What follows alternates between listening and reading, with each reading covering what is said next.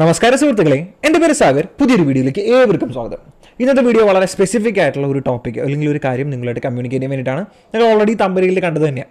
നിങ്ങൾക്ക് എല്ലാവർക്കും അറിയാം, നമ്മൾ CMA പഠിക്കുകയാണെങ്കിൽ ഒരു 15 മാസം മിനിമം ട്രെയിനിങ് ചെയ്യണം.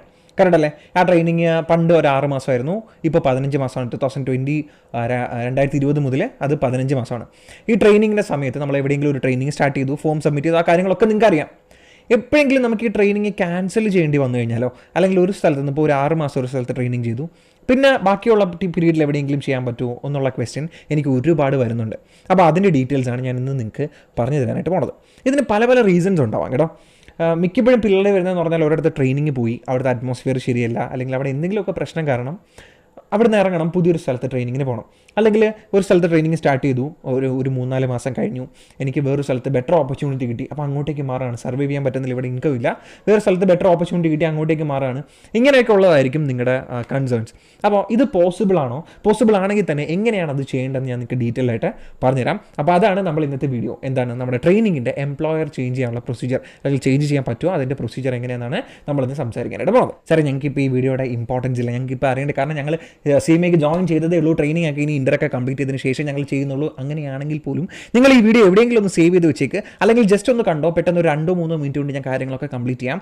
നിങ്ങൾ എന്തായാലും ട്രെയിനിങ് ചെയ്യേണ്ടി വരും. ട്രെയിനിങ് ചെയ്യേണ്ടി വരുന്ന സമയത്ത് ഇങ്ങനൊരു സിറ്റുവേഷൻ നിങ്ങളുടെ ലൈഫിൽ ഫേസ് ചെയ്യാനുള്ള ചാൻസ് ഉണ്ട്, നിങ്ങൾക്കോ അല്ലെങ്കിൽ നിങ്ങളുടെ ഫ്രണ്ട്സിനോ. അന്ന് ഈ ഇൻഫർമേഷൻ നിങ്ങൾക്ക് വാല്യൂബിൾ ആയിരിക്കും. അതുകൊണ്ട് ജസ്റ്റ് ഒന്ന് കണ്ടുവെച്ചോ, എപ്പോഴെങ്കിലും ഓർമ്മയിൽ ഉണ്ടാവും, പിന്നെ ആവശ്യം വരുമ്പോൾ അന്ന് വീണ്ടും കണ്ടാൽ മതി. നിങ്ങളിപ്പോൾ ബാക്ക്ഗ്രൗണ്ടിൽ കാണുന്ന PDF എന്ന് പറഞ്ഞു കഴിഞ്ഞാൽ നമ്മുടെ ഇൻസ്റ്റിറ്റ്യൂട്ട് ഈ ട്രെയിനിങ്ങുമായിട്ട് ബന്ധപ്പെടുന്ന നമ്മുടെ എല്ലാ ക്വരീസും മാക്സിമം എല്ലാം അതിനകത്ത് ഇൻക്ലൂഡ് ചെയ്തിട്ടുണ്ട് കേട്ടോ. എന്തൊക്കെ നമുക്ക് സംശയങ്ങളുണ്ടോ, ആ സംശയങ്ങളെല്ലാം ഒരു question answer model, frequently asked questions എന്ന് പറഞ്ഞ് റിലീസ് ചെയ്തിരിക്കുന്ന PDF ആണ്. ഞാൻ നമ്മുടെ ഇൻസ്റ്റിറ്റ്യൂട്ടിൻ്റെ സൈഡിൽ നിന്ന് തന്നെ ഡൗൺലോഡ് ചെയ്താൽ. അപ്പോൾ ഇതിനകത്ത് ഒരു 16ാമത്തെ പോയിൻ്റ് ആണെന്ന് തോന്നുന്നു. ആ പോയിൻ്റ് എടുത്ത് കഴിഞ്ഞാൽ നമുക്ക് ക്ലിയർ ആയിട്ട് ഒരു ഐഡിയ കിട്ടും. ക്ലിയർ ആയിട്ട് നമുക്കൊരു ഐഡിയ കിട്ടും. കണ്ടോ, 16ാമത്തെ ക്വസ്റ്റൻ എന്താണെന്ന് നിങ്ങളൊന്ന് നോക്കിക്കേ. What will happen in case there is a change of employer during the tenure of practical training? അതായത് നമ്മൾ പ്രാക്ടിക്കൽ ട്രെയിനിങ് സ്റ്റാർട്ട് ചെയ്തു. ഞാൻ ഫുൾ എക്സാമ്പിളായിട്ട് നിങ്ങൾക്ക് പറഞ്ഞുതരാം കേട്ടോ. നിങ്ങൾ പ്രാക്ടിക്കൽ ട്രെയിനിങ് സ്റ്റാർട്ട് ചെയ്തു, അത് ചിലപ്പോൾ ഒരു CMA ഫോമിലായിരിക്കും. CMA ഫോമിലാണെങ്കിൽ നിങ്ങൾ എന്ത് ചെയ്യും, ഒരു T1 സബ്മിറ്റ് ചെയ്തിട്ടുണ്ടാവും. കറക്റ്റ് അല്ലേ? ശരി. അല്ലെങ്കിൽ അതൊരു CMA അല്ലാണ്ട് ബാക്കിയുള്ള എല്ലാ സ്ഥലങ്ങളും CA ഫേം ആവാം, ഓർഗനൈസേഷൻസ് ആവാം, ഫേം ആവാം, എവിടെ വേണമെങ്കിലും ആവാം, കമ്പനീസ് ആവാം, എന്ത് വേണമെങ്കിലും ആവാം. അവിടെയെല്ലാമാണെങ്കിൽ നിങ്ങൾ T4 സബ്മിറ്റ് ചെയ്യും. കറക്റ്റ് അല്ലേ? ശരി. അത് കഴിഞ്ഞിട്ട് ഒരു 6 മാസം കഴിഞ്ഞു. അത് കഴിഞ്ഞിട്ട് എത്ര കഴിഞ്ഞു? ഒരു 6 മാസം കഴിഞ്ഞു. 6 മാസം കഴിഞ്ഞപ്പോഴാണ് നിങ്ങൾക്ക് പുതിയൊരു ഓപ്പർച്യൂണിറ്റി കിട്ടിയിട്ട് നിങ്ങൾ അങ്ങോട്ടേക്ക് പോകാൻ തീരുമാനിച്ചത്. പുതിയൊരു ഓപ്പർച്യൂണിറ്റി കിട്ടിയിട്ട് നിങ്ങൾ അങ്ങോട്ടേക്ക് പോകാൻ തീരുമാനിച്ചു. കറക്റ്റ് അല്ലേ? ഇതാണ് നമ്മുടെ സിറ്റുവേഷൻ. ശരി. അങ്ങനെയാണെങ്കിൽ ഈ സാധനം പോസിബിളാണ്. നിങ്ങൾക്ക് നിങ്ങളുടെ ഈ 15 മാസം, നമുക്ക് ആക്ച്വലി വേണ്ടത് 3 ഇയേഴ്സാണ്, 3 വർഷമാണ് നമുക്ക് ആക്ച്വലി CMAയുടെ ഫെല്ലോ മെമ്പർഷിപ്പ് കിട്ടാനുള്ള ട്രെയിനിങ്ങിൻ്റെ ആവശ്യം. പക്ഷേ ഫൈനൽ എക്സാം എഴുതാൻ 15 മാസം മതി, നിങ്ങൾക്കറിയാം.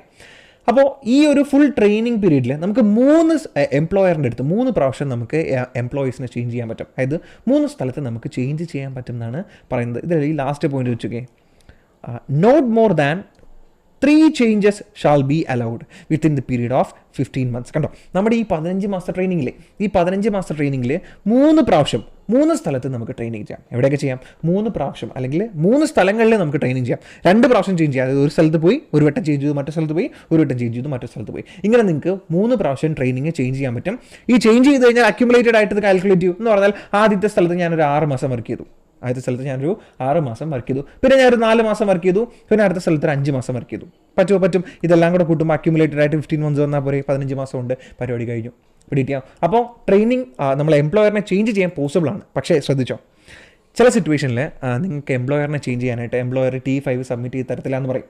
അതിൻ്റെ പ്രൊസീജിയർ ഞാൻ പറഞ്ഞില്ലല്ലോ. ഈ എംപ്ലോയറെ ചേഞ്ച് ചെയ്യാനായിട്ട് നിങ്ങൾ ചെയ്യേണ്ട കാര്യം എന്ന് പറയുമോ, ഓൾറെഡി T1 T4 നിങ്ങൾ സബ്മിറ്റ് ചെയ്തിട്ടുണ്ടാവും. ഈ ചേഞ്ച് അതായത് ഒരു സ്ഥലത്ത് നിന്ന് പോയി മറ്റൊരു സ്ഥലത്തേക്ക് പോകുന്നില്ലേ, അപ്പോൾ വിത്തിൻ 30 ഡേയ്സിനുള്ളിൽ നിങ്ങൾ T5 സബ്മിറ്റ് ചെയ്യാം. അത്രേ ഉള്ളൂ പരിപാടി. വിത്തിൻ 30 ഡേയ്സിനുള്ളിൽ നിങ്ങൾ എന്ത് സബ്മിറ്റ് ചെയ്യണം? T5 സബ്മിറ്റ് ചെയ്യണം. അത്രേ ഉള്ളൂ. T5 സബ്മിറ്റ് ചെയ്യുന്ന സമയത്ത് സാധാരണ നമ്മളെങ്ങനെയാണ്, നോർമലി നിങ്ങൾ T1 സബ്മിറ്റ് ചെയ്തതുപോലെ തന്നെ T5 സബ്മിറ്റ് ചെയ്യാം. സബ്മിറ്റ് ചെയ്തതിന് ശേഷം നമ്മൾ ആ ഒരു പ്രാക്ടിക്കൽ ട്രെയിനിങ് സബ്മിഷൻ ചെയ്യാനുള്ള പോർട്ടലിൻ്റെ ഏറ്റവും അറ്റത്ത് ഒരു പേയ്മെൻറ്റ് ഗേറ്റ് വേ എന്നുണ്ടാവും ഫോർ എംപ്ലോയർ ചേഞ്ച്. ഒരു 1000 രൂപയാണ് ഫീസ് വരുന്നത്. 1000 ആണോ 1000, ഇതിനകത്ത് 1000 എന്ന് എഴുതിക്കുന്നത്, 1000 ആണോ 1200 ആണോ എന്നൊരു സംശയം. 1000 തന്നെ, അതെ. 1000 രൂപയുടെ പേയ്മെൻറ്റ് കൂടി നിങ്ങൾ ചെയ്യുകയാണെങ്കിൽ നമ്മൾ ഓൾറെഡി സബ്മിറ്റ് ചെയ്ത T1 T5 സബ്മിറ്റ് ചെയ്തില്ലേ, അത് ചെക്ക് ചെയ്തിട്ട് ഓക്കെ ആണെങ്കിൽ നിങ്ങൾക്ക് പുതിയതായിട്ട് കയറുന്ന സ്ഥലത്ത് T1 T4 സബ്മിറ്റ് ചെയ്യാനുള്ള പുതിയ വിൻഡോ ഓപ്പൺ ആക്കി തരും. പിടിക്കാം. ഇത്രയേ ഉള്ളൂ നമ്മുടെ പരിപാടി. ഇത്രേ ഉള്ളൂ. അതായത് നിങ്ങളൊരു സ്ഥലത്ത് ട്രെയിനിങ് സ്റ്റാർട്ട് ചെയ്തു, അവിടെ നിങ്ങൾ 6 മാസം കംപ്ലീറ്റ് ചെയ്തു.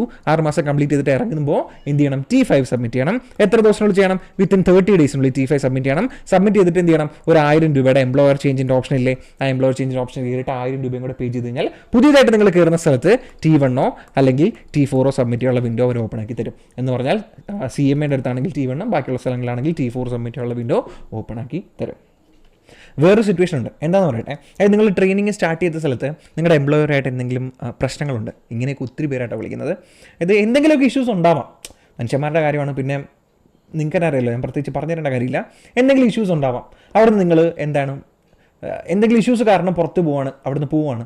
ഈ പറഞ്ഞിപ്പോൾ ഒരു 6 മാസം ഞാൻ ട്രെയിനിങ് ചെയ്തു, ഈ 6 മാസം എനിക്ക് കംപ്ലീറ്റ് ചെയ്യേണ്ട, അതായത് 6 മാസം എനിക്ക് കൗണ്ട് ചെയ്യേണ്ട, എനിക്ക് മതി, അവിടെ നിന്ന് വിട്ട് പോയാൽ മതി, ഞാൻ പുതിയത് എവിടെയെങ്കിലും ഇനിഷ്യലി ഫസ്റ്റ് മുതൽ ട്രെയിനിങ് സ്റ്റാർട്ട് ചെയ്തോളാം എന്നാണ് സിറ്റുവേഷൻ.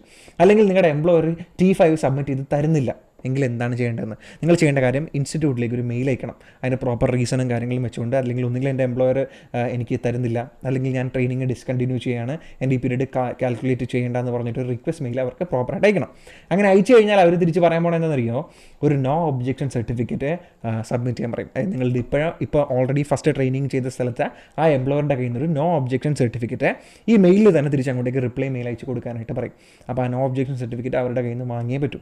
അപ്പോൾ ഒന്ന് ഓപ്ഷൻ എന്ന് പറഞ്ഞാൽ T5 സബ്മിറ്റ് ചെയ്യാം.